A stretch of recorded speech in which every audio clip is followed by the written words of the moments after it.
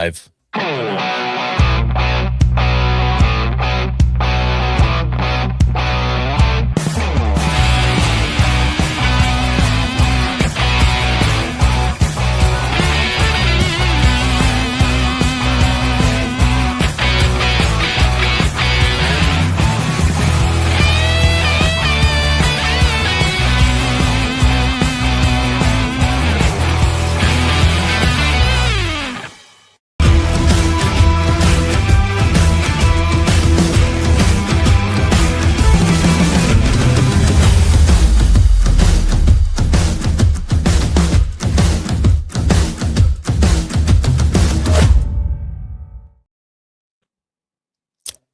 welcome.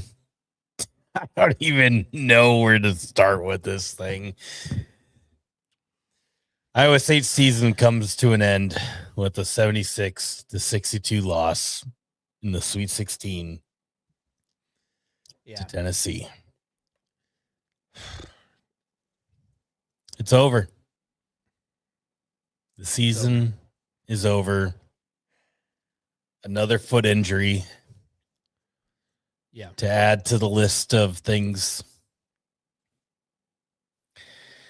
Not that that was the reason why Iowa State lost tonight. They certainly did themselves in with a lot of different various options here that you could go through, but having Joshua Jefferson in that game would have been a lot better case. So this is the Cyclone Fanatic After Dark post game show presented by the Iowa Distilling Company out of Cumming, Iowa.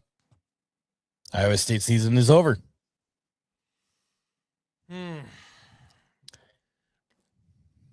It's deflating because we know that this team was capable of more than this. At least fully healthy, we did.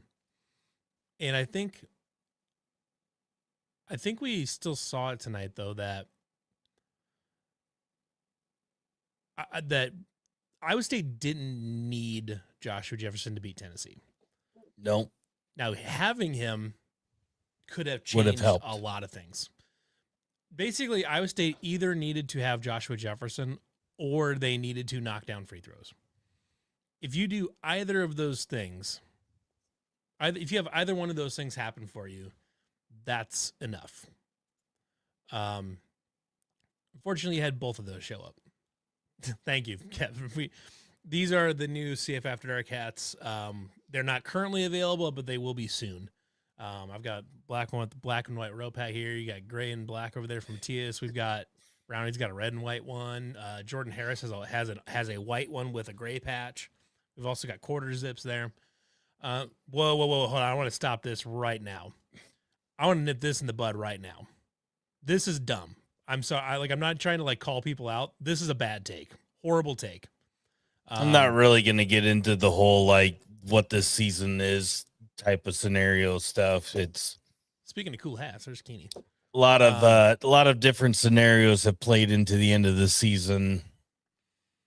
Yeah, I mean, Iowa State had to have a number of things go wrong in that game to lose that. And like I said, the free throws killed them. Joshua Jefferson being out hurt. Milan Mamchilovich just not being able to get anything that whole game for multiple reasons. It's just, I mean, the previous two teams that Iowa State played when Jefferson went out, they didn't take out Mamchilovich, and Tennessee did. And obviously, Tamin Lipsey had 18 points, and Nate Heise 18 points, but everybody else, we said this on multiple podcasts going into this game, across the Cyclone Fanatic platforms, that Iowa State had to play at least their B+ game in this one, with Jefferson potentially being out, and two guys really did, and it just obviously wasn't enough to get Iowa State to an Elite Eight appearance. Yeah, I think, and sorry, Keeney's joining us too. We'll let Keeney get his I thoughts bullied off. myself in here. No, I you're just good. joined. We could use a little bit more of that bullying on the glass tonight, unfortunately. Guys, I'm just wondering, like, what's it going to take for us to be healthy and good at the same time in the tournament? Like, Gosh, I don't know. where does Jefferson's rolled ankle rank in the all time? Like I'm the prepared to tell Niang broken you, foot, It's right up there with Niang broken foot. getting placed with Michigan State and Auburn Hills when we were the two best teams. Like, what more can you say, man? Like, it makes you feel makes you question why you even like care. In terms of how short of the ceiling they fell, this Jefferson sprained ankle might be the worst / most unlucky bad thing to happen for an Iowa State postseason ever.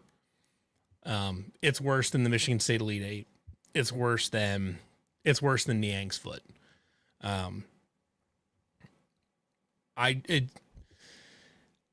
It sucks. But the thing you look at Jefferson not being in the game, but then, with things that could have gone better, we've said it all along leading up into this moment. Free throws are going to cost this team, and that would have made things a little bit differently. Iowa State started off 7-7 from the free throw line, ended up 15-25. But when you're trying to claw your way back into a game and you're stopping the clock, when you're making 1 of 2 or 0 of 2 at the free throw line, that's certainly not going to help your case. And it finally, you pair that missed free throws with all the other stuff that Iowa State, had a lot of uncharacteristic turnovers. Didn't really force a whole lot of turnovers in the second half. You pair all that together, it just eventually did them in. When Iowa State didn't come out with their hair on fire in the second half and didn't instantly go on like a, let's just say 6-0 run, it felt like the nail in the coffin early. Mm-hmm. They had to come out of that second half. Obviously they controlled the first 4 minutes of that game. Tennessee punched back, and it was kind of back and forth there in the first half, but not being able to capitalize in the first part of that second half, I felt like was really the catalyst to driving that whole rest of the game. Yeah, and I think there was a couple things too that Tennessee was doing that we were late to adjust to, like specifically the post-to-post lobs. We at the very, very end, Blake finally stepped down and picked one of those off, but I felt that they went way, way, way too long. They went way too long before adjusting to that. The zone was kind of a weird thing. I mean, it kind of worked, it kind of didn't. And I also was disappointed also that they did not work harder to get Jamarian Bateman and Milan Mamchilovich more open shots.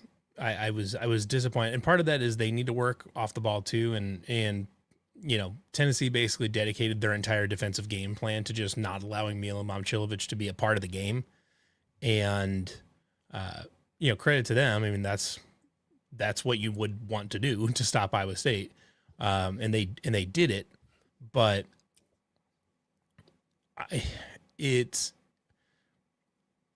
there's always a counter. No matter what you're doing on defense, what the other team is doing on defense, there's always a counter. There's always something you can do. And like the rebounding disparity sucks. And, having Jefferson solve some of that, he's got plenty of size there and he's a good rebounder. But even with the rebounding disparity, there were plenty of things that Iowa State could have done to keep that a game. The free throws, there was some dumb shots that they took, some bad turnovers, like just bobbling passes and things like that. There's a lot of things that they could have done to win that game, even given the rebounding and given the injury. Sorry, pull that one back up.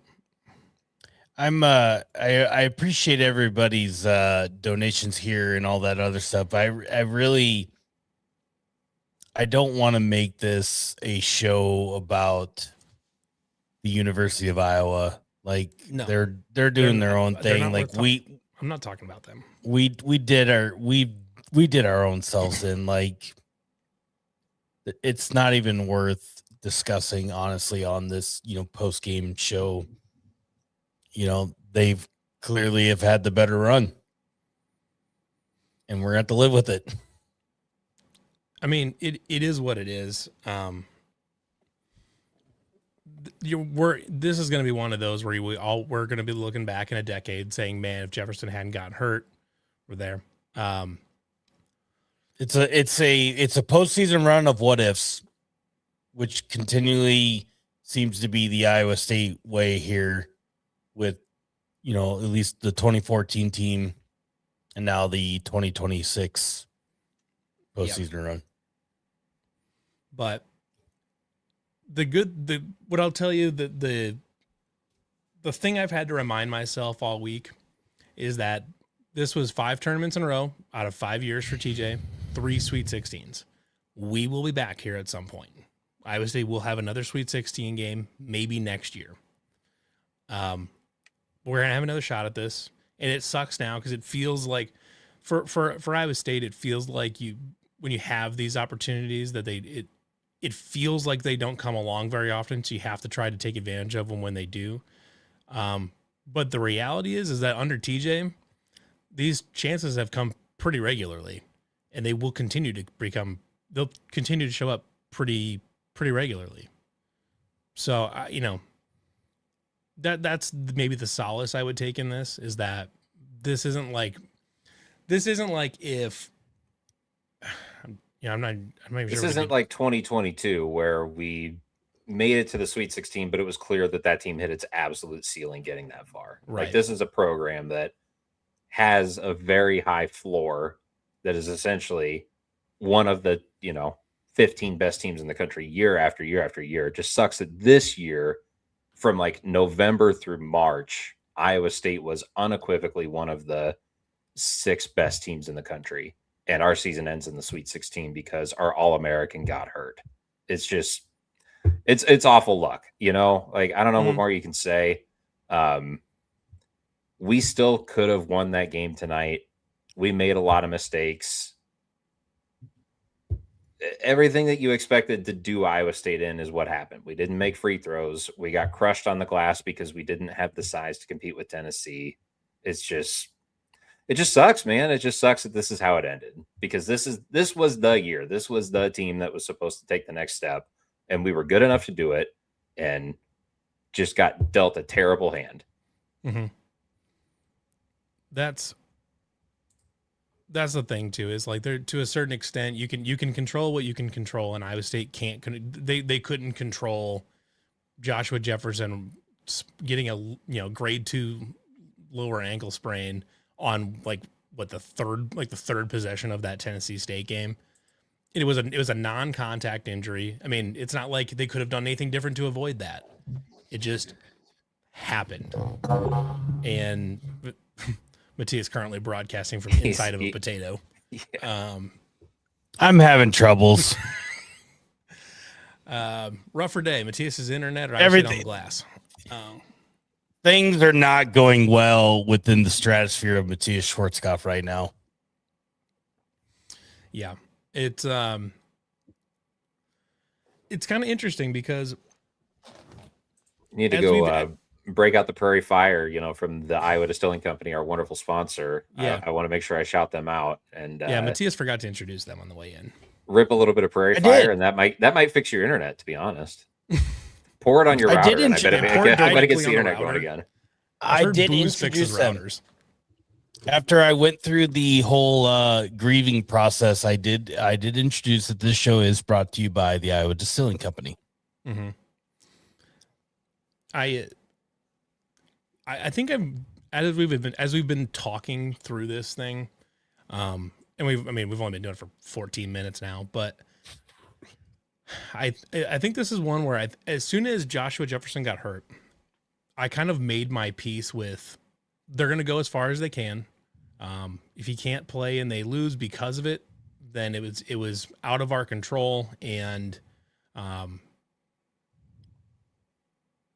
personally, I do my best to try to not let things that are out of my control bother me, or bother me long term. And granted, sports are different because you feel like you can control everything. But unfortunately, in basketball, more than a lot of other sports, there are just so many random bounces and things like that you just can't do anything about. And it wasn't just one bounce today. It wasn't 3 bounces. It wasn't 5 bounces, but things happen. And I find myself in a position where I don't think this is going to be something that keeps me up even tonight. I thought they gave it their best shot today that they could, or not, maybe not the best shot, but they gave it a pretty good shot today, given what they were faced with, given what they were put up against with the Jefferson injury and just the size disparity with Tennessee. They gave it a good run. And there's just not a lot more to be done without, you're losing a second team All-American that's 6'8", rebounds well, defends well. Would have been like perfect to add into this game. If Iowa State had Joshua Jefferson, could have played 2 bigs the whole game. Tennessee's offense declined significantly in the post. He's like a 1-to-1 size comparison with Carey. Not that he's like 280 pounds or something, but like he's 6'8", 250.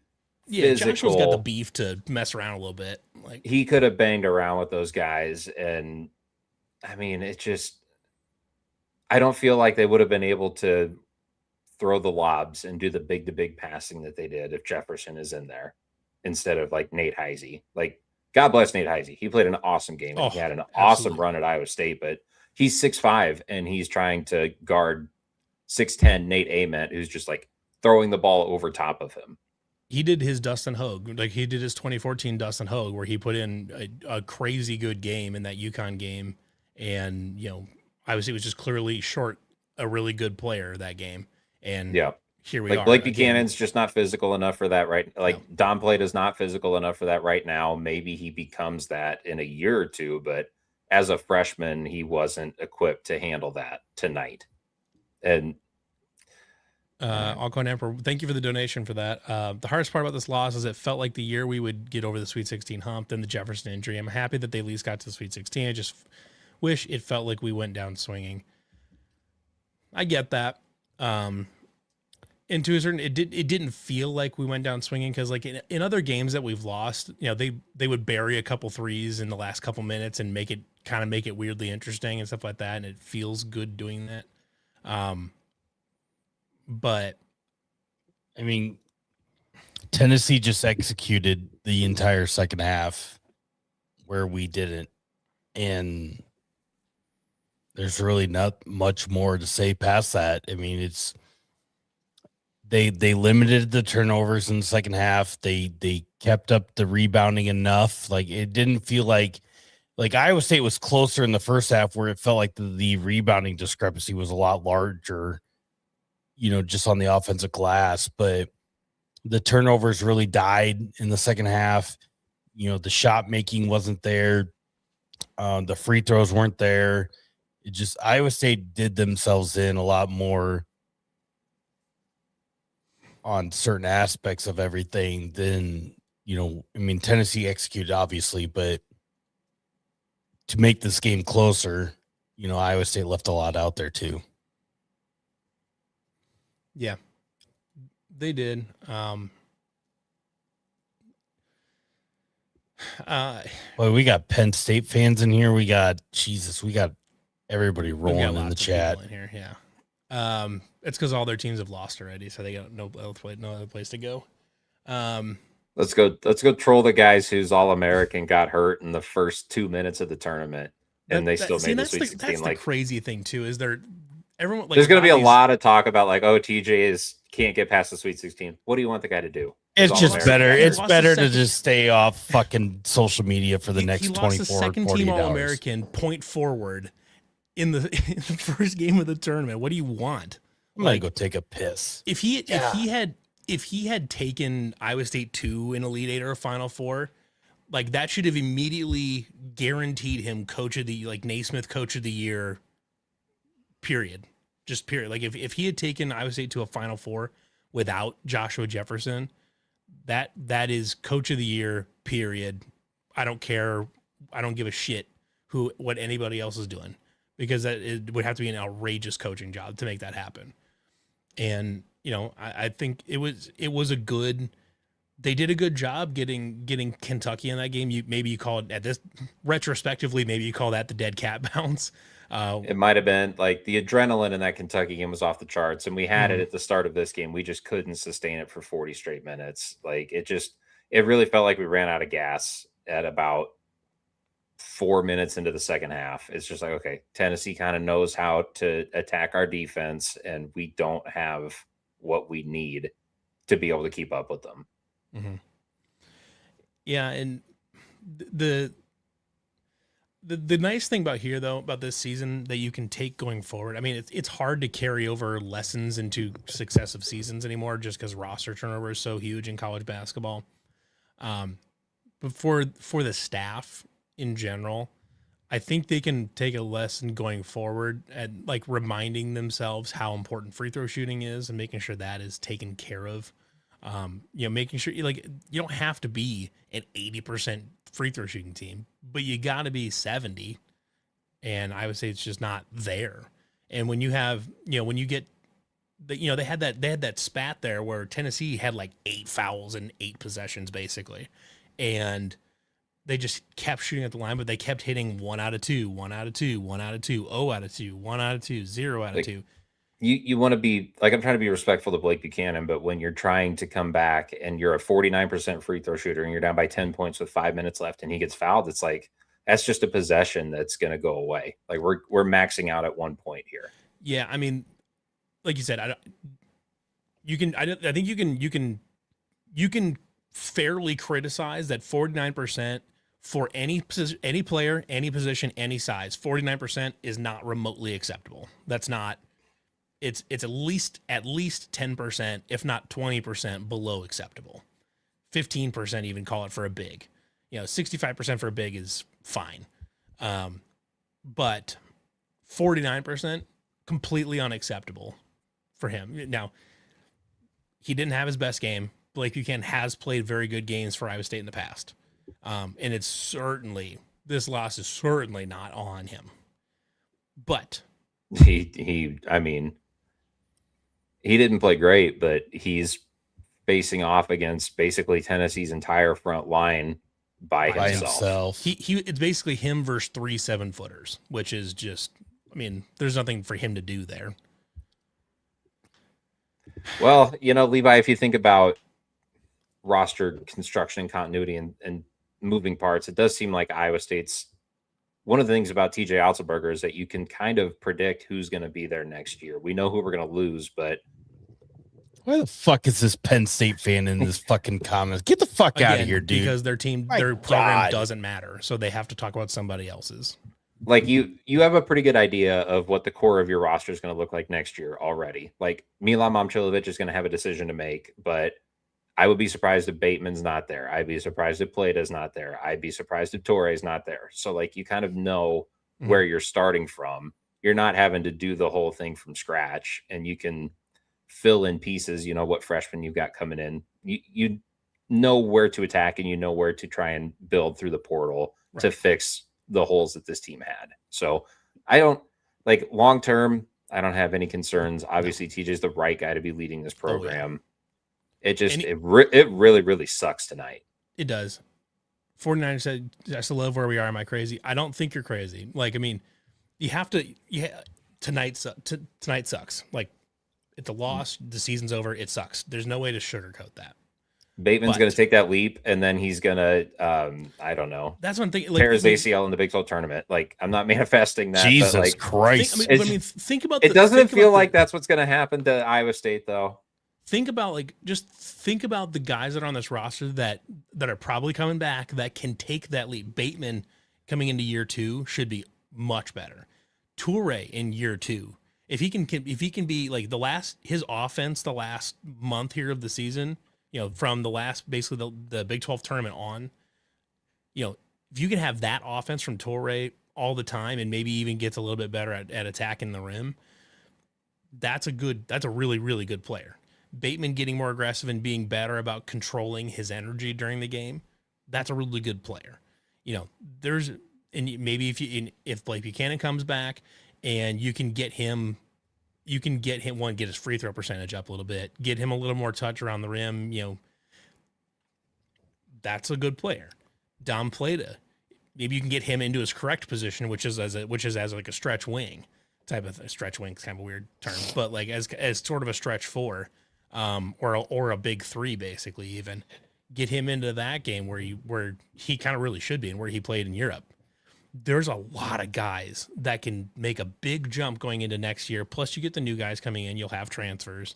Just how this works now. So you still have one of the best coaches in college basketball, bar none. There is no argument to be made that TJ is anything less than top 10. You could probably make a pretty good argument for top 5, and go from beyond there is kind of preference at that point. But when you have a guy like TJ at the helm, you have consistent player development within the system. You have consistent buy-in. That gets you a long ways. Iowa State men's basketball is in as good a place right now as it has ever been in its entire history. Seeing a lot of comments about Milan,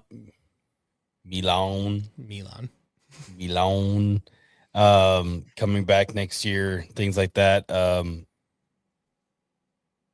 Not really breaking news or anything like that, but signs point to good news if him coming back next year. So put that in your pocket, I guess, if you want some hope. Brady says, we got TJ. We'll be back better. Don't worry, Cyclone fans. Let's get into the offseason positive. TJ is the best coach best in the country. Let's go Cubs. Fuck Shout Cubs. out Brady. Let's go. Let's go Cubs. But that's, to me, if your takeaway from this season is anything other than TJ is still awesome, this program is still really good. It's a bummer we lost, but they were dealt a shitty hand. I don't know what to tell you. At that point, you're actively seeking misery. And if you are actively seeking misery, there's nothing I can do for you. So that's all I can tell you is don't actively go be misery. sad for the next 48 hours. I don't care. That's fair. But yeah, through the weekend, if you want, go for it. Like if you want to watch the Tennessee Michigan game on Sunday and be like, we should have been there, go for it. I probably won't be watching. I'll probably be playing Magic or something. But it's one of those things where you can choose to seek out misery, or you can just choose to be okay with it and move on. Like, hey, King Ali, go find something else nobody to fucking do, cares, you dude. Fucking cock. Nobody fucking cares. Oops. You could not pay me to give a shit about Iowa's basketball team. Maybe if we would have got to play the 6th best team in the Big 12 in the Sweet 16, we could have won that game. Yeah, might have been nice. King Ali just realized that the Iowa men's basketball team existed. They just found out this year. They just found out like 2 weeks ago, man. But yeah, I don't know. It's this made me laugh. That's a good one. Where's the Dom Nelson people too in the chat? Like he was out there. Shout out Lance Armstrong's left nut to donate $10 just to say, why didn't Cam Ward play? I'll maintain that like he might have eligibility left because eligibility is fake. I don't know. He never signed an NBA contract. Maybe we just go get him. Even if he did sign an NBA contract, why does that matter? Like at this point, it hasn't been demonstrated that prevents people from playing college basketball. So lots of trolls in the chat today, boys. Lots of trolls in the chat today. This is a little different. Yeah. You know what? Bring it on. Yeah. I mean, we're not going to put them up here anyways, but no. Apparently Blake Buchanan in the locker room said he's coming back. So a lot of people say that. Yeah, they do. I mean, the future coach of North Carolina said today he's going to be back at his school next year. So that's how things go. I'll tell you what, though, if those Penn State and Tennessee and Iowa fans and Penn State's in here, which is fucking crazy to me. But yeah, if Tennessee fans and Iowa fans and Penn State's really, if you guys really want to troll us, then go down to the Iowa Distilling Company down in Cumming, Iowa. Buy some Prairie Fires, some Saints and Sinners, apple pie, some Iowa State 1858 vodka, and make some delicious mixed drinks. That's the best way that you can troll the CF After Dark crew is by going to the Iowa Distilling Company down in Cumming, Iowa. They'd love to have you there. Just say, hey, I'm here to buy booze and troll the CF After Dark crew. And we'd love to have you there. Go Corn. Hell Love yeah, go corn.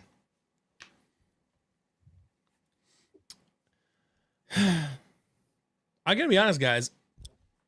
I'm kind of over it now. I hate your logo, but get that. Yeah. So, Boy. not enough Anthony Rise to win the game. Yeah, I don't know.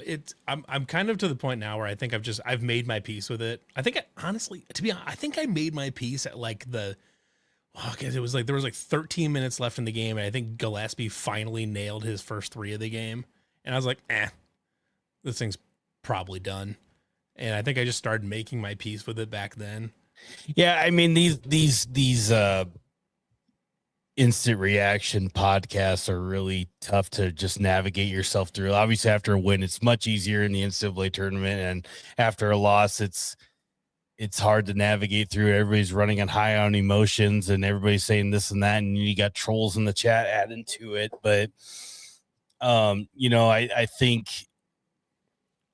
we should say thank you to Logan here, though. He started watching you guys when you joined CF. Y'all helped me get through a handful of second losses, but also joined me in enjoying some great wins. We really appreciate that. And this season we're doing we started the post games after the West Virginia game and at the beginning of January, right after the first of the year. And that first stream was so much fun. And, these streams have just been awesome this whole time. I've loved these. They're great. We've done enough that they allowed us to get hats. So that's cool. Yeah, that's honestly, this is the best signpost to know that we haven't fucked it up yet. We've also done enough where we've had a couple of you tried to cancel Matthias Schwarzkopf on Dom Nelson takes. So hand up. Is it okay? I wasn't sure if that was going to end up on the screen. I couldn't stop laughing when I saw that comment. I mean, does it sound like she's enjoying it at least? Or do we need to call the cops? Does it sound like she's an Iowa State fan or a Tennessee fan right now? Oh my God. Shout out. Oh my gosh. But yeah. Can you knock on the wall, check if she's okay or go join? I don't know. Have a threesome. If nothing else, Nate Heise can leave today saying he played his absolute ass off today. He was awesome. And really, the moment Joshua Jefferson went down, Nate Heise just turned it on. And all of a sudden he was just, arguably he was the best player of the tournament for Iowa State. Look, if anybody's screenshotting things that Matthias said in the Discord earlier, let them go. Armstrong's left nut says he hasn't gotten canceled yet. I haven't got canceled yet, but they had a select few that were trying. Nice job, Austin. Austin just donating for nothing. So, oh my God. Yeah. Is that what we're calling Larry's mom now? Anyways. Thanks, Eli. Good old buddy, old pal. Gosh. We should, this chat's getting horny now. Yeah, chat's getting real horny. Yeah. All it took was one guy to say his neighbor was getting railed, and here we are. Everybody's instantly forgot about the basketball game, and now we're wondering to know if this, did she finish? I don't know. Nobody knows. Okay. Oh my God. It does. Shout out Crystal Bloom for finding me a hat. this is full disclaimer here.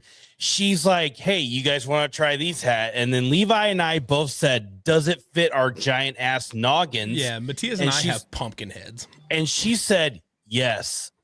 And sure as shit, it does. She found a damn hat that fits our absolutely enormous noggins. Shout out Crystal Bloom. Yeah, that's true. Honestly, this is my own fault. I did bring up coming. But who doesn't love coming? That's where everybody has fun when they're incoming. You can go down. They have great booze down there. Check out Iowa Distilling down in Cumming, Iowa.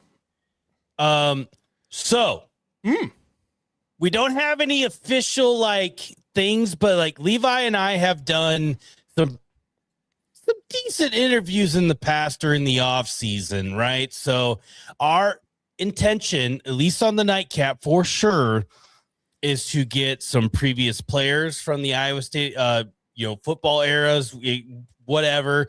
We're gonna talk to Matt Campbell and ask him why. No. Jeff, I actually have reached out to, which he's a good friend of John Walters, but Jeff Joniak, who's the voice of the Chicago Bears, Iowa State alum. He has said at one point he will try to get on with the CF After Dark crew. So there's that.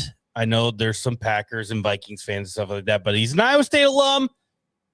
Guy that's in the big time of the NFL stratosphere. So, with the help of our friend Dylan Sainer and all that other stuff, I can also tell you right now that I am currently working with Jackson Pence on developing an entire series of trivia game shows for the offseason as well. So we will have plenty of good shit going on in the offseason. Pods aren't going anywhere. And no, they might be not every single week, but that gives a little bit more time to like plan some stuff out. Oh, post game for football is absolutely happening. It is, and there's happening. There's a good chance that thing gets hosted from a tailgate in the RV lot after the. Look, I'm telling you right now, I have already. My wife is asleep by now, but I have already got out of a wedding to host the first post game show of the season next year. Yeah. So absolutely, we'll have post game for football. No question about it. Charlie Kohler, Mike Rose, Jake Hummel from Steve Kemp is a request. No, they were at the game tonight. Oh, I see a Sam B. Richardson. I could try and make that happen. Oh, Sunshine Sammy. I mean, we did resurrect the life of Steel Jance at one point. I would argue that Sunshine Sammy was a top 5 quarterback in Iowa State history. Actually, we do from CW's camper. We talked about Steve Kemp has offered his camper to us over in the RV lot. So we are almost certainly going to make that happen at some point. Oh yeah. I'm not watching that. I'm not doing that. That might be like a 4 weeks from now thing. That's like a month when left it all on the court. Yeah. Tamin Lipsey, man. What more can you say for God bless? I just wish I just wish he had more of I wish he had more games. Yeah. That guy is a legend. I can't wait until 10 years from now when his jersey gets retired. Might be longer. It better not be. No. Jamie Pollard won't be here in 10 years. Yeah. He's a day one Hall of Fame inductee, jersey retired. I mean, we should put a statue of Tamin Lipsey up there, diving for a loose ball. That's the kind of player he was. That would rip. If Tamin, the first year he's eligible to be in the Hall of Fame, he needs to be in there. The first day he is eligible to have his jersey in the rafters, Tamin Lipsey's last name better be up there on the number 3 right next to Melvin Edgems. And that's, period. Fuck, I just watched it. You watched it? Hey, yeah, I'm an idiot. Are we pulling it up on stream? Are we trying to cause a bad mental health day for everybody? Fuck it, I'm doing it. It's 12:29 a.m. Why not? Fuck it. Oh man. If anybody is not ready to watch Tamin Lipsey cry, do not watch what's about to happen here.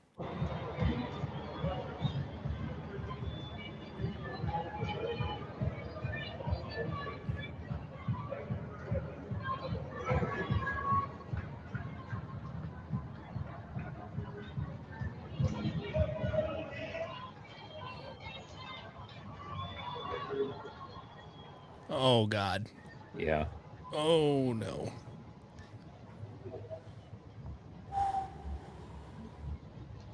Oh, boy. Here they come.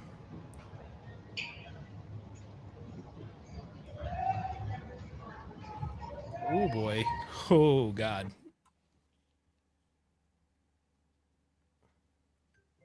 And there it is.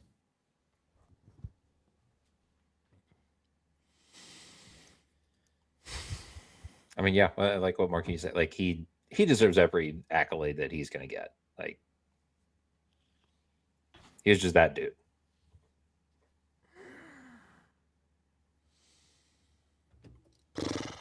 Can that one guy go check on his neighbor? Like we gotta. That's We got to too change sad. the vibes up here a little bit. Yeah, that was too sad. Hey, Whoa, dude, that that was- your neighbor was getting just destroyed in the sheets. What's the update?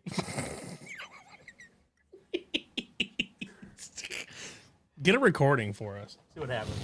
Is that guy staying at Cycle Larry's mom's house? All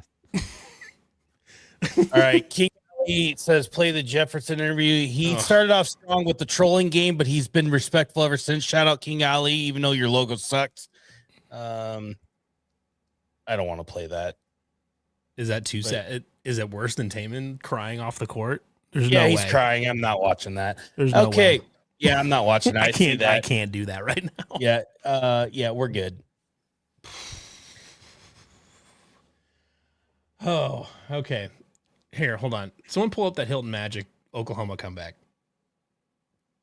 This reminds me of the time when I was 2026 Cubs. I was 8 years 2016 old Cubs and I World watched the Series. movie Jeepers Creepers for the first time. You guys ever seen Jeepers Creepers?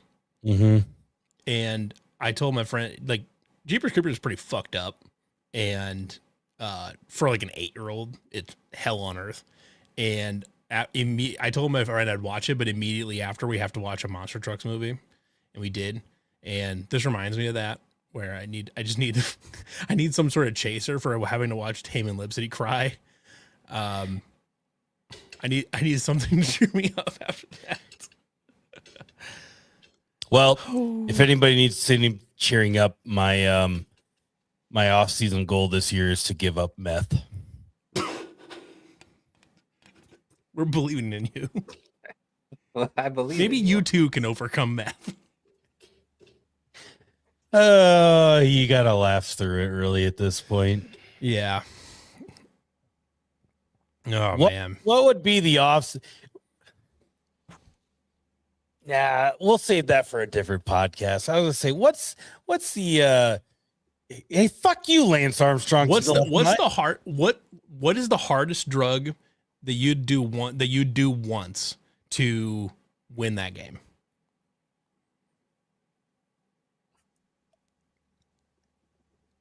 I'm gonna let Matthias answer that first.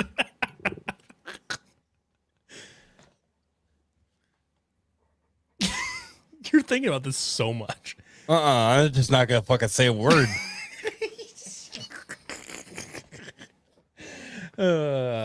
Anyways. Hey, college existed. All right, that's all I gotta say. Oh, I still feel like did we win basketball games then? I got offered some stuff in Boulder for the football game, and we lost. And I'm kind of convinced that's why we lost the game, because I declined. Oh, you heard it here first, folks. Keeney's the reason we're all sad. Austin, our other Austin friend, says he would try fentanyl. That seems too much. That might be past my line, but Well, considering the end result of fentanyl's like death. yeah, you're gonna die. Yeah. But anyways, this is not doing anything to cheer up the conversation. Oh, I just saw a screenshot of Joshua Jefferson crying. Nope. We're not doing that. The good news though is that following this season, we are just about a month away from a spring football showcase, so that's fun. They got spring practice started this week. Saw some fun video. That doesn't help. Football? Nothing about football cheers me up Why? because it doesn't. Why? I think after tonight, I just kind of want to put it all away until September. To be honest, like spring football, whatever. I'm not even sure baseball could help at this point. I mean, Baseball- it will. baseball It will. will eventually. JJ Weatherholt can save us all. Who? JJ Weatherholt. Who the fuck Who? is that? Yeah. He's probably the Cardinals' best prospect and homered yesterday in his debut on opening day. Matthias, should we just boot Levi out of here and talk about the PCA and Nico Horner extensions? I will More like honestly, piece of shit. I will honestly say, like, I don't know who the fuck that is. He's a rookie. I'm not trolling either. I don't know who the fuck that is. I mean, he literally just made his debut yesterday. So, I mean, I'm not expecting you to know him, but good player. Played at West Virginia. Kind of their baseball Jesus. He usurped Alec Manoah for West Virginia. But JJ Weatherholt and Mason Wynn, they can deliver us. I would not recommend watching the Cardinals this year. They're probably going to be butt.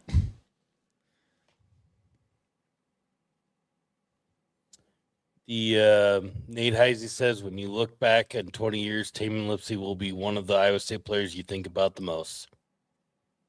And he's one of the players I think about most, like, right now. See if after a bus trip to a Cubs game. If I can get Chris to pay for that, I'm in. Oh, I'd be super in. Oh, Andrew Sandberg here with a based ass take. Jordan Walker sucks. Yep, he's not good. Dylan Carlson, though, the missing piece for the Cubs to get over the Dodgers and win the World Series this year. Dylan Carlson. They could have had Juan Soto, but they were like, nah, Dylan Carlson's our guy. I mean, you would have Juan Soto for like a year and a half at the most. That's good enough. With the Cardinals were good back then. You add Juan Soto to a currently MVP level Paul Goldschmidt. Great team. Oh my God. Jefferson said he wasn't even close to going. Maybe that makes me feel better. Is that like, it wasn't just like maybe he could have played. Like, even if we got through tonight, he wouldn't have played versus Michigan. No.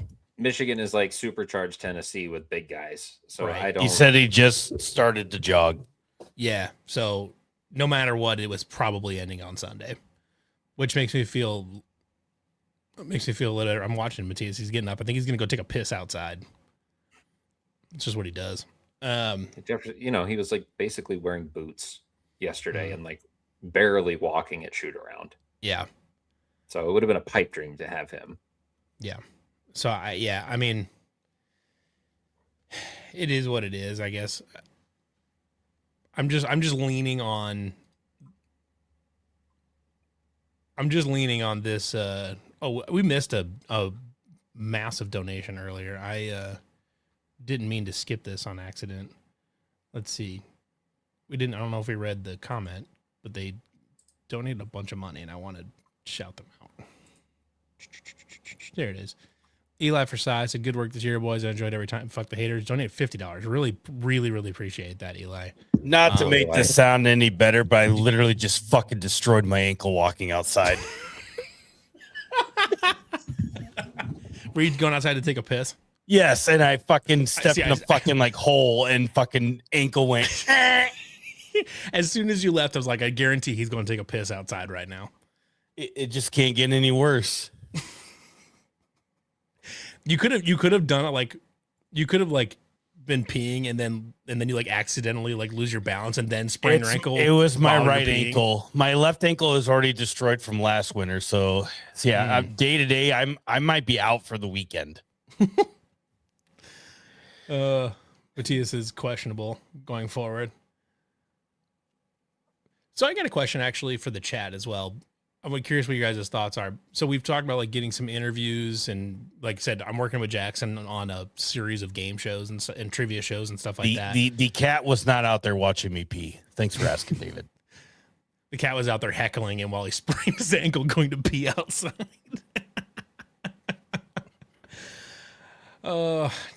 Does anybody in chat like do we take viewers? I know we did it after the Arizona game and it was a good time. Do we? Caden, I can't remember your neighbor in here. Is your neighbor the one that was getting destroyed in the sheets, or like if your neighbor was the one having a grand old time here? I'd interview them. Should we open this up again? I don't know. What do we think? It was a good time after Arizona, and I think it might brighten our spirits up a little bit. It could, but we need everybody to be responsible. Okay, Austin, if you call in, I swear to God, if you don't act like a good boy, I'm going to slap you. Listen, if you're not naked in the shower when you call in, I'm not interested. Or that. Like, you're either going to be good or you're naked in the shower. We want one or the other. Like, actually, we don't want to get banned. Well, I mean, or do we? We just go top up. You know, it doesn't need to be hanging dong on the stream, but like, just go chest up in the King shower. Ollie, you've been a good sport, but I'm not letting you call in. I don't want any Hawkeye propaganda in here. Yeah. Nick Weiler-Babb would be fun. I think he's in Germany. That might be tough to get that lined up. Talked to Chris Babb once, like a long time ago on the old show or on the old website. I'm sure we could track Nick Weiler-Babb down. On ye old website. Yeah, cease and desist. Don't use my podcast name. Yeah, that was some bullshit that he's like, oh, let's call it the White Cast. Yeah, like that doesn't fucking exist. And he knows goddamn good and well it exists because I told him to stop putting his fucking name on the goddamn, or to put his goddamn. Conveniently, the wide right natty light has not responded to my inquiries. I remember he got so pissed one time because I told him not to put like nominated for graphic designer, like third place in Eastern Iowa or something like that. I think we're past the statute of limitations of us being nice to wide right natty light, but they have I promise I'm not going on some long tangent here, but it was. Take your 43,000 followers and 2 likes per post, and do your own. Yeah. Shove it up your fucking ass. Delete us off your fucking webpage. I'll shove it up your ass. Where's that lady that was having a good time before? Are we opening this up or not? I don't know. Are we doing this? What did we do last time? Did you hold on? Hold on. Edwin Thorpe wants to know. My dream is to get into sports media. Any advice? You're asking the wrong three. Well, this might be the way. This is sports media right here. Time out. So as pure keepers of, I claim to the fame of Dylan Kuhn and Aiden Wyatt and Jake Brend. Maybe you're asking the right guys. No, you're really not. But no, definitely not. The key is to reach out to either Matthias or I on Twitter, and then we send you through our shit. If you make it through the gauntlet of us, you got to go through the CF After Dark farm system. Hey, I will say though, honestly, like in terms of that, like sports media and things like that, like the way like some people have really like blown up and things like that is starting digital media through podcasting live on this way. Obviously, like us three on here right now, like we have full-time day jobs, like that's never going to change. But like people like in college and things like that, working through it, like there's been a lot of cases where they've just started their own podcast and just built it up with good content, things like that, and being picked up by somebody, or you're lucky enough that you just are self-sufficient at that regard. So, I mean, to a certain extent, it's kind of just you got to decide to do it, and you got to decide you want to do it, and be okay with just like, be okay with getting canceled every once in a while. Well, I was going to say being okay with grinding it out a little bit, or being canceled. Well, speaking of, so Matthias, what happened in Discord today? I wasn't in there. Yeah, were you starting some shit? No, You're pretty unhinged. Maybe got a little after Nate Heise's sister. That's no good. No, it was good. All good. Okay. I would like to track Jeff Beverly down and ask him the art of the baseline mid-range jump shot. I'm sure he could explain it to me. Gosh, man, can you even imagine what kind of clinic that would be? Now, here's an idea. A CFAD podcast from a Cubs Cards game. Every time I've gone to a Cubs game, I've gotten like blackout drunk. So I don't know if I should like go to a Cubs game anymore. Last time I was in Wrigleyville, I was with a friend of mine who was doing a fruit cleanse and was on like day 4 of it. And then was like also, so the guy I was living with, he went to school he went to Pitt actually, but he's from India originally, and he was also we had an apartment or whatever. We went up to the Cubs game, and he was on this fruit cleanse for like 4 days, and sounds awful. He hasn't had any carbs for like a week, and but we go to the Cubs game because we get free tickets to our company, and he's like deciding he's gonna drink with like keep pace with me drinking beer at this Cubs game after doing a fruit cleanse for like 4 days, and he's also just not really a drinker. And that dude threw up like on the way out of the stadium in Wrigleyville, right on the street corner leaving Wrigleyville, and then on the side of an Uber as we're leaving Wrigleyville. Oh my God. That was the last time I was there. Hell yeah to the McDonald's cleanse. Let's see. You guys can say what you want about me. You ain't gonna hurt my feelings. CW and Bren post game probably will be on the YouTube at some point here in time once they get done in the locker room and all that stuff. So it's not gonna be live. It'll be posted later. Charles Boozer. What percentage of a Duke national championship could we claim if the Boozer twins win? Because Charles Boozer was a Cyclone. He was a Cyclone. I'm going to say 25%. Tom Turner. I don't think we're going to get a live check-in from him. No, I don't. He is in a different location today and not prepared to do a live check-in. What are you laughing at? Oh, one of the fucking comments up here. Show it. I don't care. Bren grinds harder than Cyclone Larry Keith in here. Shit. So we doing this? Do we doing call-ins or? I don't know. Do we have enough people that want to do it? Raise your hand if you want to call in and say some final parting shots. I'll give it 15 minutes. I'm assuming we're talking about Tom. Tom outdrove Tiger Woods today.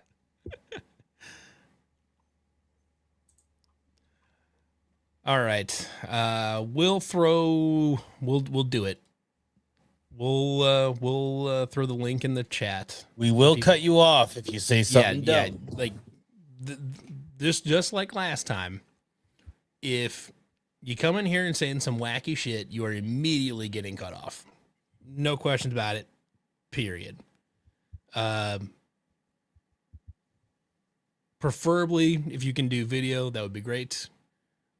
But if you can't, it is what it is. Okay, here we fucking go, I guess. Yeah, send one up. We're gonna see what happens. It was fun after the Arizona game. It went much better after the Arizona game than I thought. So, yeah, we're gonna see what happens here. We're gonna let the wackiest guy I know in here, David. David might go hard after Bill Fenley. Ooh, he might, and may not necessarily be totally unwarranted. Do we have how many players do we actually have left on the team? Is it like three? Yikes! All right, we've got some people calling in right now. We got a headlamp. All right, first up, we're on Edwin first. Thorpe. What's going on, man? What's up, guys? You in Chicago? No, I'm doing a McDonald's run. I don't know how I can go to sleep yet. It's a little bit too raw. We like it raw. Yeah. I say so does that one guy's roommate. Or that one guy's neighbor. So what are your thoughts right now? How are you feeling about things? Oh, just feeling that people complain about the wrong stuff. I've seen so many people crapping on the bigs, Blake Buchanan, especially, and it's just like, man, what do you want, a 7'3", 340-pound center in TJ Otzelberger's defense? Like, what are we doing here? We're always going to need a quick guy at that spot. Mm-hmm. It's tough too because he. What's the McDonald's? Yeah. What's the McDonald's order? McDouble, no ketchup and mustard, which is pretty freaky, I know, but I'm not a huge ketchup and mustard guy. But that $5 meal deal is not bad, man. my God, it's just Tom. It's just Burger Tom. He's raw dogging a McDouble, dude. he's just raw dogging meat and bread. Just Dry burger, fucking dry ripping salad, it. huh? Now pickles, I mean- pickles on there always. Still hit He's just almost raw. talking shit. That's going full Dry full McDouble? on. Yeah, it's going full on food, no lube, dude. He's like, waiter, McDouble dry. Oh my God. I love it. Yeah. Oh my Or I God. don't love it. I don't even know. Like, do we love Hey, that? I don't know. Real quick, what would you say the odds are on getting Milan back? I think it's like 40-60 right now, but I think it's greater than 50%. I'd say my understanding is that it's better than 50-50 shot that we'd have him back. okay. Oh wow. We're not going to reveal the name sources, but you could probably narrow it down at that point. But yeah, greater than 50. Yeah. Well, that's good to hear. That'll definitely be the number one thing I think that we're all watching. Mm-hmm. Yep. And hey, 100%. Mason Williams, looking forward to seeing that guy play. Yeah, it'd be nice to see him healthy and see what he can do. Because he's a big physical guard, kind of not dissimilar from like what DeAndre Kane was, where he can really take over a game physically, and then you just see what he can get 3-point wise. I didn't realize how big he was until I went to St. Louis last week and went to the open practice, and I was like, oh dang. Yeah, he's pretty physical. Yeah, it certainly can't hurt. He's been practicing a lot here, lately. So obviously hasn't been able to play, but certainly can't hurt. We've got a massive pile up of people that want to call in. So, and you got any parting shots? Oh, Enjoy your dry meat. Yeah, enjoy your dry ass burger, you psycho. I will, and listen, I'm always gonna stand on the Dom Nelson 4 minutes a game take. I will not say anything because people are trying to cancel me over it. They were not happy with you. To be fair, Dom Nelson came and played some minutes today. They were good minutes. He played some good minutes today. Publicly, so credit to Dom Nelson. I was wrong in the last like 3-4 games of this whole scenario. So everybody that was coming at me, like, just chill out. Like, I didn't mean no harm. There you go. All right, Edwin. Thank you for calling in. Thanks, guys. Later. Thanks so much for all the stuff you do. Absolutely. Dude, we gotta go to J-Rod here. What the fuck is he doing? J-Rod's doing something. What the fuck are you doing, J-Rod? J-Rod is spelunking. Oh, he's also muted. See if we can figure out what's going on with him. Hey, here. Oh, unmute. All right, J-Rod, can you hear us? Well, you're talking, but we can't hear you. No. Can you hear us? Like, can you nod your head or something? Yeah. Oh, you can hear us. Okay. All right. Here, J-Rod, here's what we're going to tell you to do. All right. Close this out, refire it back up, and then we'll get you back in on the next one. We'll bring you right in after that. Okay. Caden, the neighbor. What's the update, Caden? Where are we at right now, Is it still happening? No, so it's over, but every night I mean, honestly, it would have been really impressive if it was still happening. It happens every night, and of course, good for her. Every night? Holy moly! Are they married? No, it's a booty call every night. Damn. People up in City Falls are wild, and I tell you that. That's crazy. Does she have any thoughts on the game, or? You know, she's a Hawkeye fan, so. Oh God! Oh my God! Get out of here! They're procreating. Yeah, at least it stopped. We're on the up and up. But... At least it's stopped. We're on the up and up. Do you have any thoughts on the basketball game that took place this evening? I love it. So, like, Milan just being basically a zero. We've seen it the past 2 years. Like, something's got to change. If he comes back, I don't know how he's going to make it in the NBA. Because if you have a guy like Giannis or even a subpar guy guarding him, he's not going to be able to do shit. If you can't move off the ball, like. The NBA is, generally speaking, a lot better at getting guys open than college basketball is, for what it's worth. Yeah. He's not going to be guarded by the best player on the other team. I mean, like, Luke Kennard has a career in the NBA, and he's not a substantially different player than Luke Kennard was. Yeah. I mean, who's the assistant coach that like handles the offensive sets? Presumably Nate I Schmidt. see. I think Nate Schmidt handles the bulk of it. Is he also like rebounding? Because if so, that guy needs to hit the curb. Like, Jesus. Yeah, it's tough. I mean, Tennessee. We knew Tennessee coming in was a really good rebounding team. They've got a massive amount of length. I mean, they started 3 people over 6'10", and as soon as I saw that opening lineup, and I saw that they had 3 dudes. They're like their small forward was starting as a 6'10" guy. I'm like, fuck. You know, we That would have was good. won if Matthias would have played, but I don't know if you know about Matthias's athletic ability, but I've heard stories. My friend's dad used to work with him, so. What? Where? Frick. Was it Heartland Co-op or a co-op or Mid-Iowa Co-op? Yup. Who's your friend's dad? My girlfriend's dad, Brent Flander. Bayer rep. Yeah. Yup. Yeah. Small Hell yeah. All right. I like Brent. Brent was a good guy. Yeah. absolutely. Or still is a good guy. He's not know, dead. No, he's not. Dead. No. Not dead. All Full right. disclosure's still alive. Let's get some other cyclone fucks in here and see you guys. Cyclone fuck. Okay, J-Rod's back in here. Let's see if he works this time. Thank you, Caden. Thanks for the thanks, chime in. All right, J-Rod. We got. Oh my God, now he's gone. God, Oh wait, this is other J-Rod. We got other J-Rod. We got 2 J-Rods. J-Rods.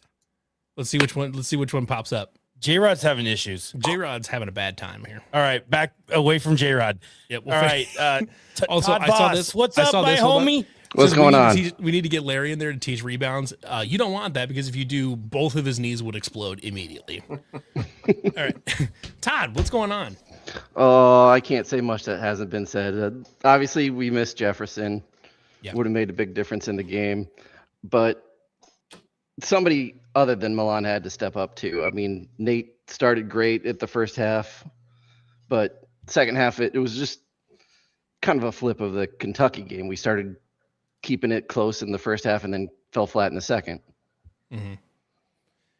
Yeah, and I think the thing too, you got to. Todd, the people want to know what you're watching.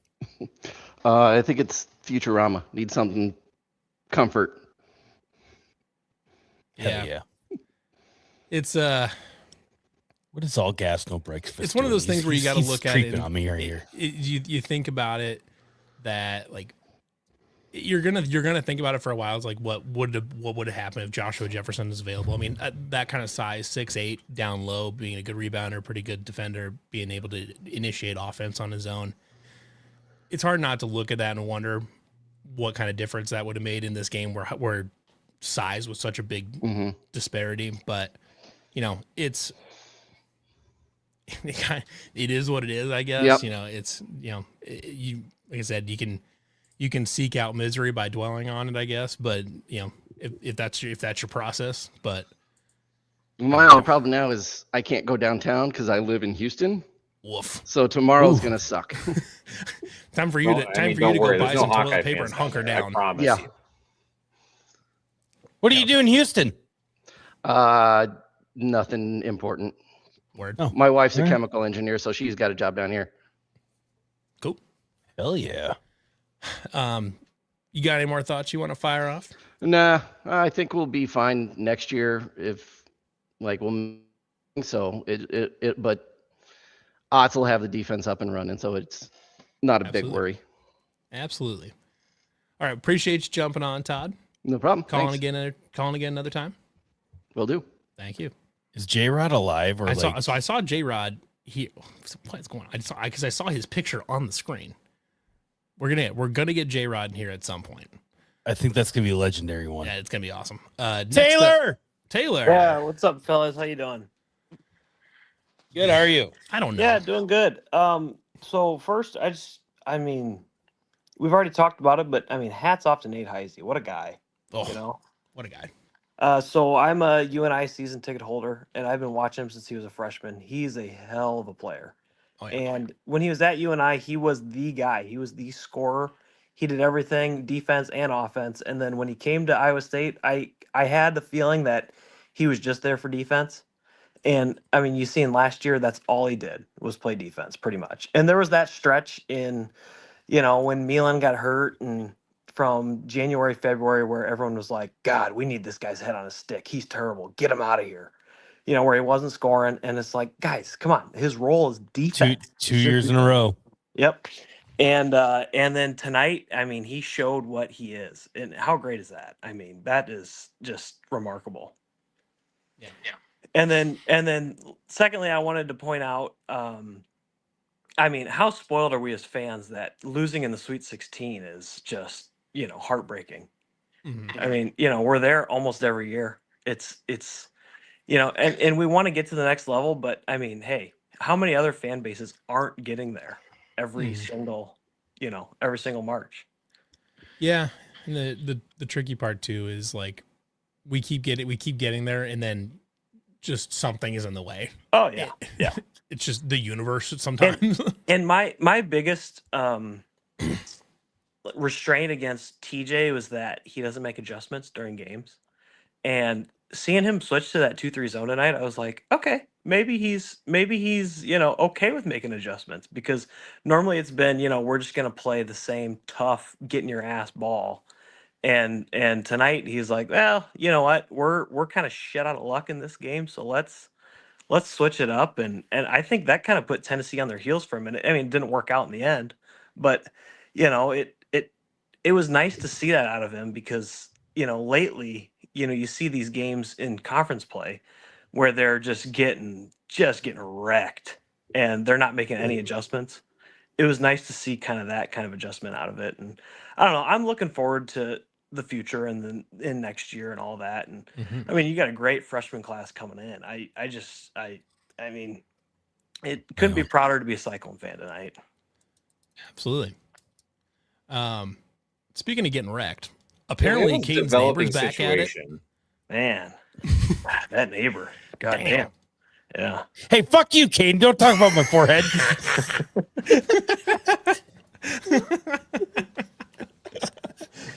Oh my gosh. Taylor, thanks for calling in. Yeah. Thanks, guys. All right, let's move on to. We got three more here. We got three more on the line. Next up, we've got we Liam. might need Caden to call back in. Liam's in while bed. We're at it.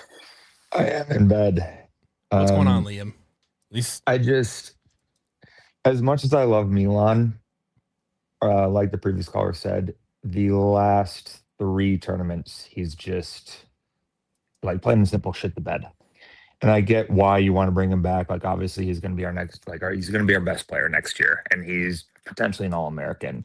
But I think there's definitely a genuine pattern of the biggest games in the tournament games. He just no shows. Like, what was he today? 1 of 7 from 3, 1 of 6, something like that. Yeah. And it's just like, yeah, you need to bring him back next year. Like, you'd be stupid not to. But like at the same time, it's like we're going to spend close to $3 million like with the IV match with him, and it's just like at some point, like, Jesus Christ, man, like we need someone who just shows up in these big time games, and he just hasn't. And I don't know. It's more just me just like venting because it's frustrating that like a guy who shoots 49% from 3 on the season has just shit the bed the last 3 monumental big games. And like the worst part is like in the Big 12 tournament, he was good. Like he shows you why you pay him that money, and he's what he's considered as like a fringe late first, early second round pick. But like the last tournament games, it's just like, dude, we need you. And he's just same old. And like, I guess the question you got to like ask is like, is it what percentage of that is Milan not showing up, like you said, where he's just not engaged, or just something's not going right on his end? And then like, I mean, I don't even think it's like necessarily like nothing's like, there's no way that Tennessee was guarding him any different than like what Arizona set out to do in the Big 12 tournament, right? Like Arizona was just as physical. They are a better team than Tennessee, like plain and simple. And like he still managed a way to like hunt shots and be confident and just make them. And I don't know. I mean, I'm clearly not an expert. I wasn't watching a bunch of off-ball screens of like what they were doing for Milan. Like, anyone can bitch about like what Nate Schmidt is doing in terms of the offense. In reality, you have no idea what the hell you're talking about, so just shut up. But it's just like this is multiple examples of big tournament games. We need our best player to show up, and it's just time and time again he just goes ice cold. And I don't know. It's more just me venting. Like I said, obviously you can see I'm in bed just frustrated because I thought this year was like this might be like, okay, we've grown past the Milan struggles freshman year. Last year when Tamin's on one groin and Keyshawn's not even playing, like we finally have it. And yet again, Milan just Here we are. over. Yeah. And it's just same old, same old. So I don't know. I mean, obviously you have to pay him the money and bring him back next year, but they gotta figure something out because My hope would be that, unfortunately, I think it's a pattern. So. Yeah, the Bateman takes like a big step forward as a shot maker next year, and that those two guys can be on the floor at the same time. Because who else are you game planning for? All I got. Appreciate you guys. Yeah, Absolutely. I did. All right. We out. All right. Thanks, Liam. Liam, are you Caden's neighbor? Liam just spent that. Yeah, that was the banging on Caden's wall. All right, let's go ahead and bring in Sean. I'm gonna go roll my ankle again real quick. Yeah. He's gonna go beef it outside while he's taking a piss. What's going on, Sean? Hey, I just thoughts like Levi, what you were saying, like the 13 minutes, like I was getting the same type of feeling. Like, okay, it just had bad vibes. It just didn't seem like things were gonna go. Like I guess I'm one of those type of people. Like I need to see something before I'm like, oh yeah, we're gonna do it. And it just seemed like and that was even before like we started shooting awful from free throws.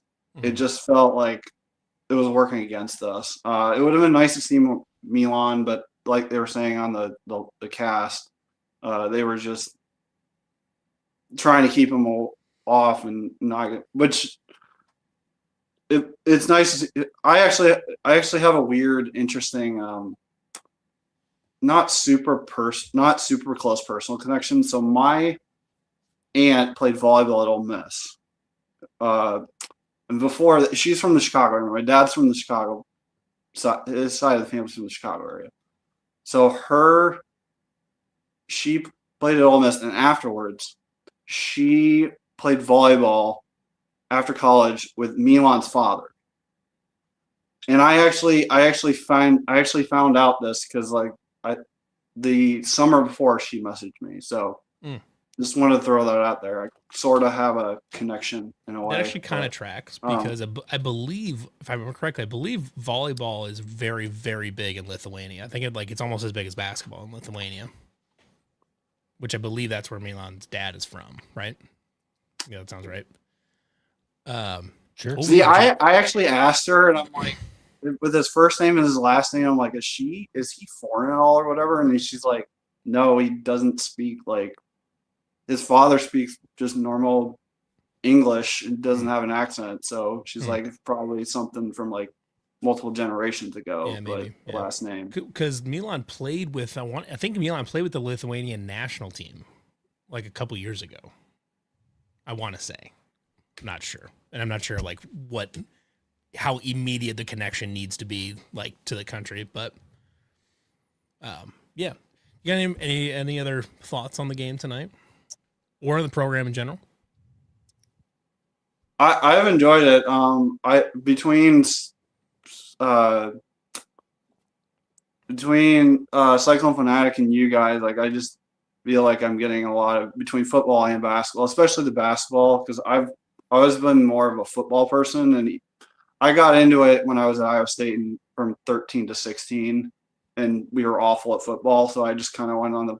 But there are still certain things where I'm like picking up things, so I enjoy it from that perspective. And I guess the one other thought I was thinking of is I can't remember what his name was, but you made a good point. Like it sucks we can't get over this hump. At some point, hopefully it will, but we can't take it for granted that we've had 5 Sweet 16 appearances in just over a decade. Mm-hmm. So yeah, that's a good point.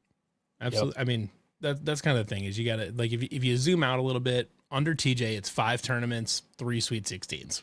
So more than likely, if TJ is the coach, you're going to the Sweet 16, which is that's a good benchmark to be sitting at, is that we're like, more than half of the years you can expect to be in a Sweet 16. Most programs in the country do not have that type of floor. So, nope, that's all I got. Appreciate you calling in, Sean. Thanks. Yep. All right. We're down to the final 2. Down. Got 2 more. Unless J-Rod comes back in. We saw J-Rod in a regular room before, so we'll see what happens there. All gas your next, Betty. Well, he was. Well, he bopped out. What's going on? Oh, here's how tonight went. He's going to chug it. Here it comes. Yeah, let's go. Hell yeah, brother. That's an Ames lager right there. That's an Ames lager right there. Get her down. You got it. You got it. Her down. Good chug.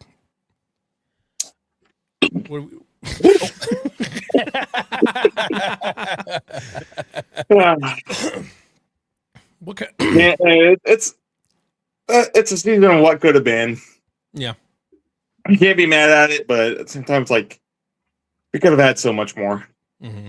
Mm-hmm. So, yeah, it's just much like the 2014 season. We're gonna look back at it and be like, shit. If George doesn't break his foot, maybe they could go on a Final Four run. But that's exactly it. I mean, the comparisons are already out there. Of I would say at this point, these heartbreakers like just and Jefferson sitting on the bench, boots on, and it's like, yeah, it sucks. Yeah, it's just add this to the list of terrible shit that's happened to us. Yeah, it's another. It's the Cyclone Nut Cup kicking the balls. Yeah, we need to get more like reasons we drink koozies made. Get some new ones made up. Yep, we can add this one. Limited edition collector's item. I saw that someone on Twitter posted that earlier. But just add it to the list. Add it to the list. Yeah. Yeah, it's another heartbreak season of some way or some form. So yeah, you can't be mad at it, but yeah, it's like it's the Iowa State experience. Unfortunately, you're exactly correct. It's just what happens. It's just one of the things that we just kind of got to deal with. But I like to think we're used to it at this point. I wish I could hook that light up right there as the scoring awesome shit, but it's like it just hasn't happened yet. Is that a real like POST light? Well, it's the light off our engine that we replaced with LEDs about 2 years ago. Got it. And instead of it sticking around at that station up in the storage, it's like, well, I'll take it, and yeah, it's up there. So interesting. Yeah. So, we got people already asking for new koozies. We'll get new koozies. Oh, Brandon, what's going on, Brandon? I'll take a koozie for tailgating. Oh yeah, we'll work on getting some koozies. We know that the koozies in the past have been a popular item too, and we had the reasons we drink koozies from long time ago. And well, tonight's one of those reasons. Yeah, now we've got another one. Yeah, should be drinking all weekend now. Exactly. Yeah. If you're gonna be drinking all weekend, you can be drinking some wonderful spirits from Iowa Distilling Company down in Cumming, Iowa. You can be doing that, or you should be doing that. I love the Prairie Fire. Prairie Fire is great. Prairie Fire is awesome.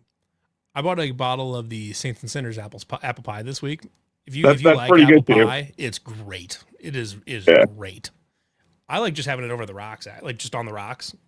So awesome. hey, Levi, I think Matthias's hat needs to be a little bit bigger though too. More than likely, yes. The problem is, if you believe it, that's actually covering the top 80% of his forehead.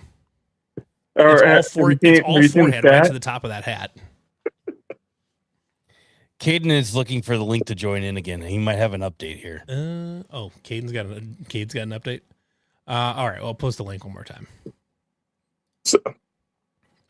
It's been fun having you guys do this all season so far, but yeah. Appreciate just- it, man. It's another unfortunately disappointing Iowa State season. Yeah. It sucks starting off in Ireland with that dub, and then ending on this so far. Well, But we'll do it again next year. we'll do it again. Hopefully, it's more than next year. Us Well, or every year basketball? after that. Yeah. Oh, yeah. We'll just do it indefinitely. That's kind of where I'm Yeah. at with it. For sure. Yeah. If you guys still like having us and still keep enjoying the show, we'll keep doing it. Oh, it's been fun, but it's the Iowa State thing. It's like eventually we'll get there to where we break that ceiling. Yeah. All right. Well, appreciate you calling in, Fireside. Yeah. Well, catch you guys later. Later. So- What do we got? Oh, what is this? The neighbors getting more second chance opportunities than Iowa State. Also, don't know why my picture's part of that. Yeah, why but is your picture on that? All right. Oh, Hell of a screen grab. J-Rod is here and on this. We can see J-Rod. J-Rod, now you're just muted in the StreamYard. Can you Wait, unmute? I'm gonna unmute it. I'm gonna unmute him. Has he got chicken wings? J-Rod's eating chicken wings. J-Rod, unmute yourself. Hit it at the bottom. Hit it at the bottom, buddy. Use your nose to hit it on the phone. I mean, we could watch you eat wings, I guess. I don't know. We can let's just all sit here and watch J-Rod eat wings. hit the button at the bottom. Oh, God, he's gone. He's gone. All right, we'll get J-Rod back. All right, all gas, no breakfast. What's going on? There he is. Hey, can you guys hear me? You bet. Absolutely. Sorry, I was trying to wait earlier, but every time, once in a while, someone would come in, it would just go mute, and so I had to keep rejoining. So Oh, yeah. I'm not sure And, why it does that. We had that problem with Tom the night he was drunk. yep. It might be the browser. I changed browsers from the last time. I can see you guys now, but anyway, it doesn't That's matter. unfortunate if you can see us. I joined late. I was over at a buddy's house watching, so I don't mean if I repeat anything anyone has said or you guys have Go talked for it. about. Rip it. All right. Obviously you guys already discussed, the probably the height disadvantage, and I heard you guys say something about Jefferson being in there probably wouldn't have fixed it. It wouldn't have totally solved the height thing, I think, obviously, but and there were a couple guys that were talking about how Milan just doesn't show up in the big moments. And I'm not saying that's completely wrong, but I forget if I saw it in the comments section before I joined or somewhere on Twitter. If you have Jefferson in there, it changes the math for them. Like, Oh, big time. Oh, And- yeah, big time. and there was another part of that comment. They said he creates so many assists to Mamchilovich, and just because of the magnetism that he has as an offensive presence.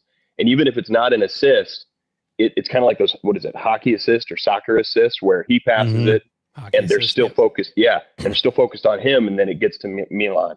So no, I'm not completely absolving Milan. I'm sure he knows he needs to play better and to show up for his team. But yeah, tonight for me, it was all about Tamin doing everything he could and Heise doing everything he could, and it just wasn't enough. And like I said, the height was just too much to overcome. And when they're not going to make mistakes, I was texting a buddy about 10 minutes left in the second half, 8 minutes left, something like that. And then later he texts back and he goes, "It's not looking good." And I was like, Tennessee's going to need to make mistakes, and Iowa State's going to have to capitalize For sure. for it to, for us to even have a chance. And, I know Hassel's talked about it on Iowa Everywhere, and I'm sure you guys have talked about it, the free throws. And if you can't, make those free throws when you need them, it could turn out bad. And that's exactly what happened. And Tennessee played their game. We played into their hand instead of forcing them to play our game. I don't know if you guys talked about the refs. I would prefer it to be more like the Hawkeye-Nebraska game last night, where they kind of just let the players decide. They call, in my opinion, they were calling ticky-tack bullshit way too often. It should have been more, like I said, just let the players decide the game. And I don't know. I'm not blaming the refs. I'm just saying, like, if you're going to have one of the two games, wouldn't you rather have the players go out there and decide it on the court than all the free throws and all the fouls? And because I don't want our guys to be in foul trouble. And I'd rather, anyway, that's not the reason we lost, but that's just my take on how it went down. And it was annoying. Yeah. So I was just going to end it with this. That buddy that I was texting, he was like, why does this always happen to us? And I said, it's like there's like a glass ceiling on the Sweet 16. Yep. I said that yesterday. And Iowa State just can't break through. And hopefully we get there one day. And it's probably not very consoling, but it made me think of the Eric Heft quote that he always says. It's always a good day to be a Cyclone. Some days are just better than others. Yeah. Today is one of the other days. And it's just how it goes. Yep, 100%. So anyway, couldn't agree more. You guys do a great job. Sorry for rambling on. I do that a lot, but keep up the great work. This is a no rambling podcast here. We are known ramblers. All right. Go ahead and kick my ass out of here. And you guys have a good rest of your night. Have a great off season. Hope to see you around. And yeah. We'll be around. We'll be around. All right. boys. Thanks, man. All right, we got time for two more here, and then that's all we have is we have to two go more. to Caden. I'm sorry, Caden. Well, when Caden gets back on, Coffee, I see you there. If you can wait 2 seconds, we're in the trenches here with Caden. Oh, there's Caden. Caden's hiding. Is he in their closet? What are you doing? I'm in my bed, bro. Oh, okay. Oh, it's 1:20 in the morning. They still going at it? Oh, fuck! It is. It is 1:30. Holy fuck. Jesus Christ! Okay, continue on. All right, what do we got going on, Caden? I mean, it's still going on. I can't hear it that well anymore, but it's going on. It's still banging it out, huh? Dude, it's got to be an OnlyFans model or something at this point. It's rough. Your situation or her situation? Both. It's like an every night thing. I get woke up at 2 a.m. to my wall shaking and stuff falling off the wall onto my head. Jesus. It's awful. Good for her. I live in an apartment, so it's like not much I can do. You can just bang on the wall with a broom or something like that and be like, hey, quit your loud noises. I've tried it. No. What a predicament you're in. Love college. The chat wants to know if she's hot at least. No, she's like 300 pounds. Oh boy.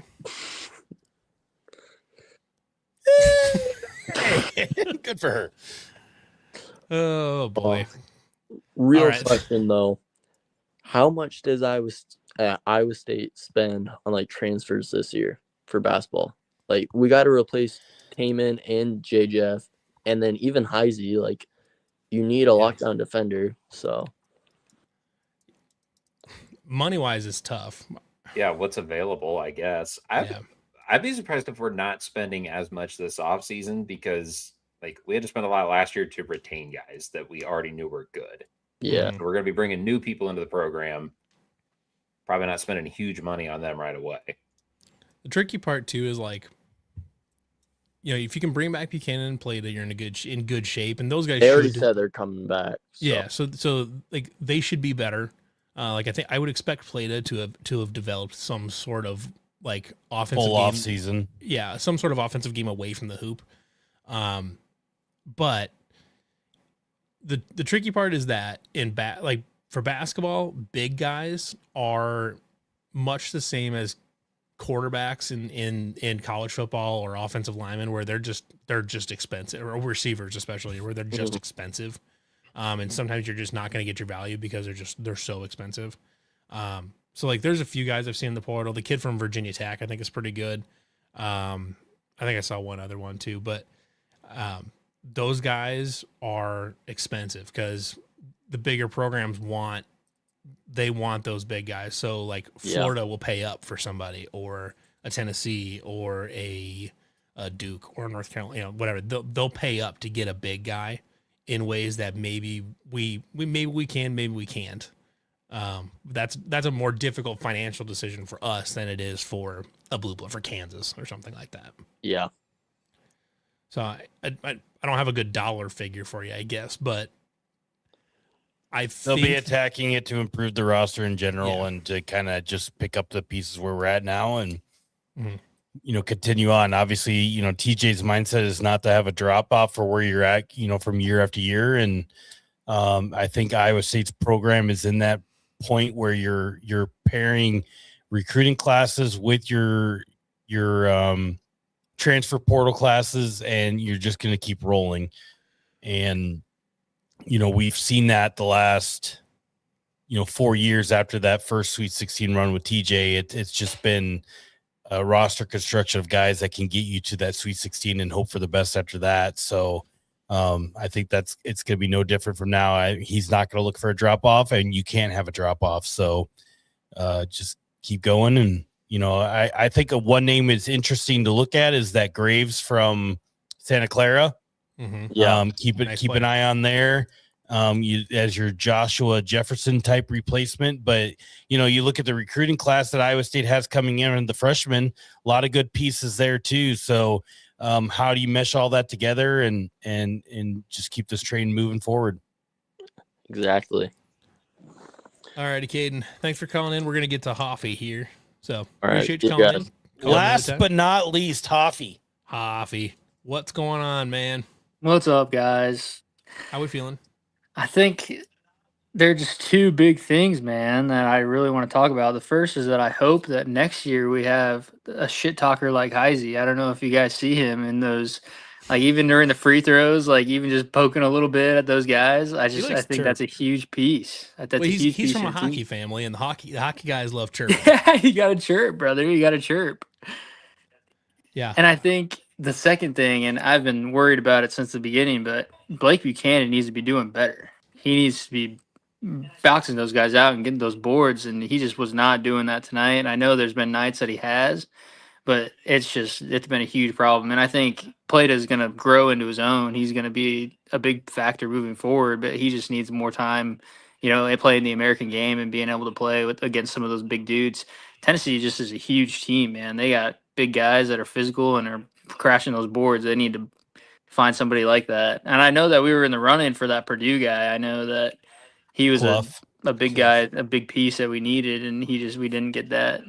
And I hope that next year Buchanan can be a little bit better down in the class for sure. Yeah, I don't envision the guys that are going to come back, whether it's Buchanan, Mamchilovich or Torrey, Bateman, the list goes on and on here. The guys that potentially will come back and can come back.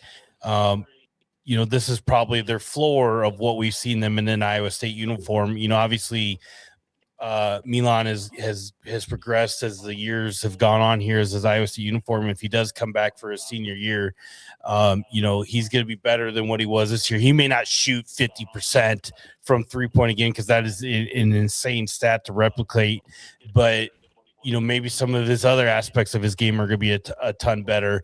Blake Buchanan, maybe he'll have a better offensive game to him, or, better on the boards, whatever it is. Like it's not going to be lower than what they are this year. It's what's going to get better as the years, next year goes on. So that's what I'm looking forward to, I guess. Yeah. And the thing with like Blake Buchanan too, is tonight he was asked to take on 3 7-footers by himself, which is tough. I would agree that like he could have had a much better game. Like he had to take on 3 guys by himself a lot of times, but there was a lot of times where he didn't take care of any of them, much less 3 of them. And that's the tricky part there too.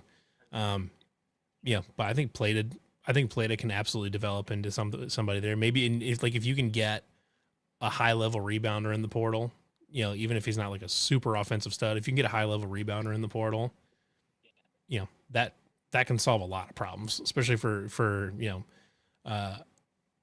going into next season where to me, this felt like this team towards the end, especially felt like Toure, Bateman, and Plata are all just a year short. They're like one more year of experience in those guys changes a lot of things as far as being in the right position, making the right plays, being being able to anticipate certain passes better, especially like from Torre when he's initiating the offense.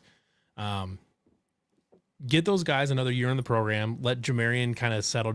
You'll learn how to settle into his shot a little bit earlier. Plata can learn how to can get more comfortable offensively. And Toure can become more of a complete point guard. The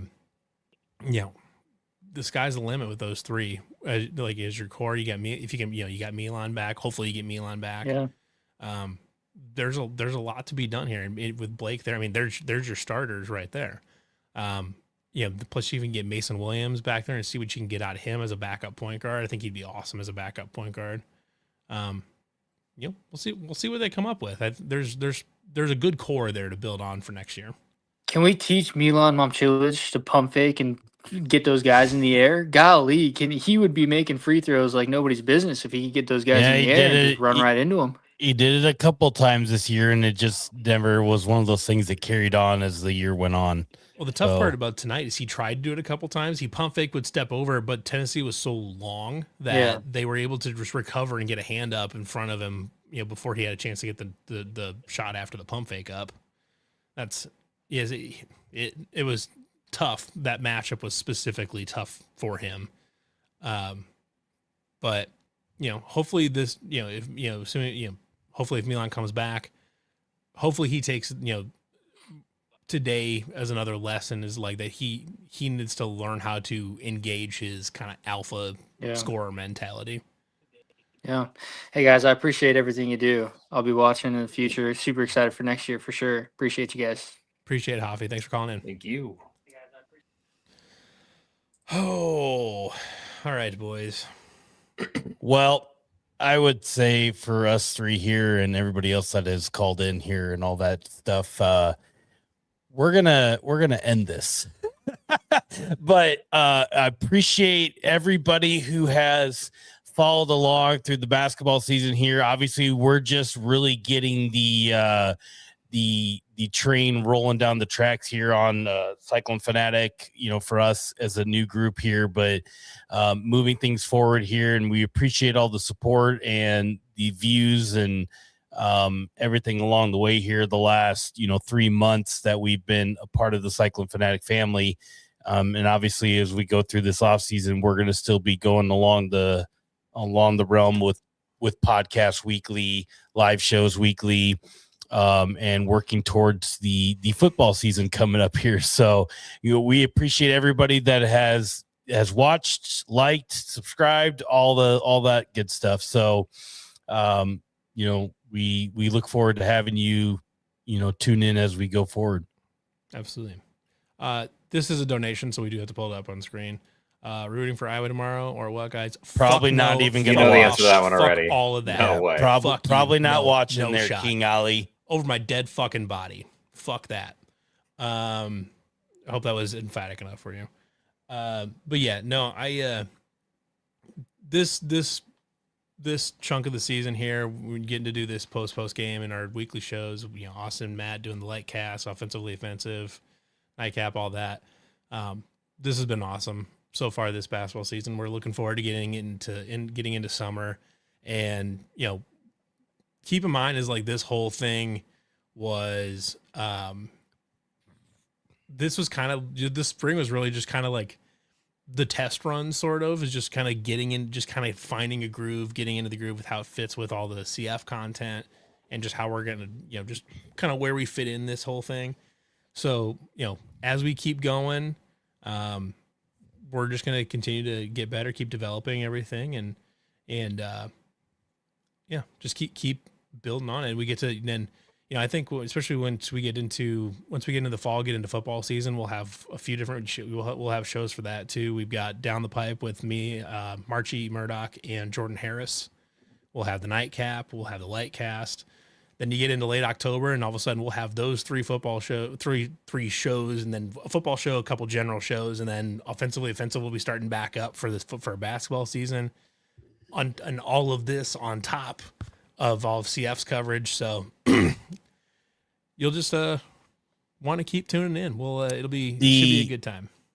The car, I will say for everybody, the car will be officially retired with this game. It will Forever? no longer. It's going to be gone. Why? We're going to start something different next year. Matthias, I just bought a cozy coat. It's sitting in the other room. Well, then there you go. I have no reason there to you go. I have no reason to keep it anymore. We all have to have one. I got mine. Keeney's got one. Yeah, I still have mine. Yeah, my kids are getting older. Like, why keep it? Because it's yours. And that's how we get the Cyclones to win games. One more year.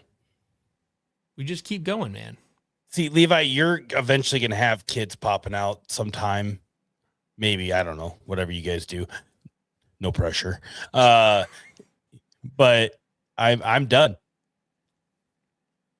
I'm just Looking poking forward for to fun seeing now. in a car for football season, Matthias. It's going to be good. Yeah, you know. Yeah. All right. We'll wrap her up. Keeney, you got any other final parting shots we got to get off?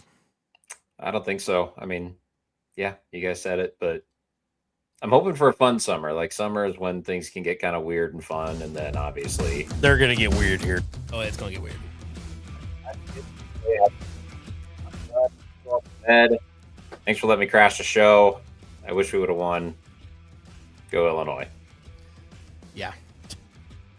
I'm going to root for the Illini, specifically on the basis of one of them beating beating Iowa, but then two, our good friend Marchie Murdoch being an alumnus of Illinois as well. All right. We'll wrap her up for this week. Everybody, thank you for watching the CF After Dark post-game show brought to you by the Iowa Distilling Company down in Cumming, Iowa. Be sure to check out their tasting room if you can make it down there. Otherwise, Prairie Fire Whiskey, Iowa State 1858 vodka, and St. Center's Apple Pie, amongst a bunch of other very good spirits from their lineup. So check them out. All sorts of stores across Iowa, bars across the Des Moines Metro. Iowa Distilling Company. Thanks for being our partner for the postseason here. Looking forward to hopefully continue working with them indefinitely going forward. And this has been a fun basketball season, boys. The post games have been awesome. We've really appreciated all the audience, all the comments, all the conversation we've had. It's been a good time. Looking forward to getting into the summer, and we'll have plenty of fun over the summer too. So thanks everybody for watching.